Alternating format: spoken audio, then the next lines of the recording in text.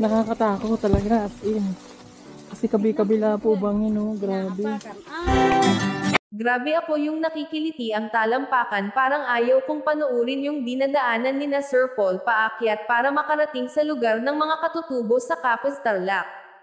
Mahirap man ang mga inaakyat nila sa Davao pero dito lang daw nakaranas ng ganitong daan, may tali na hawakan, nangangatog ang tuhod ko at grabe yung nervyos kong nanunood. Biruin mo, kabilaang ang taas na bangin, sino ba naman ang hindi susurrender dito? Nasa baba na yung langit at nasa taas na sina Sir Paul sa sobrang taas ng bundok na inakyat, pero nga sabi nga ng naturang hero, kapag may plinano masakit din sa kanya kapag hindi niya ito natuloy gawin. Puso nga at malasakit ang pinapairal nito sa kanyang pagtulong, hindi kompetensyahan.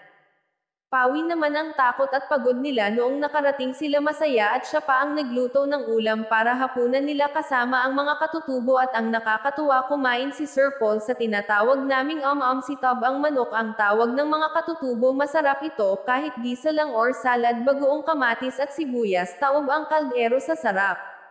Nag-iwan si Sir Paul ng 25,000 pesos mula sa kanya at 25,000 mula sa sponsor, kaya bale 50,000 pesos lahat.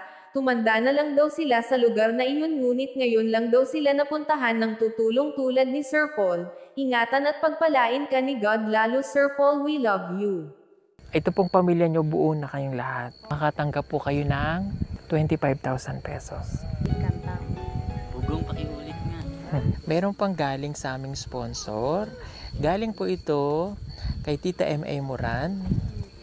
Magbibigay pa ulit siya ng 25,000 pesos. Kaya yung matatanggap po ninyo ay 50,000 pesos. Okay, ang ulam natin ngayon ay talbos po ng kamote na may aya. ano yan? Yung pinakita ko kaninang taon. May manok daw po kaming ulam ngayon. Meron nga po niya subang manok. Ano po lasa niya subang manok? Ayan, tikman natin to. Ayan. Ay, oo, masarap. Malasa. Grabe, ang sarap po. Kumayang restaurant.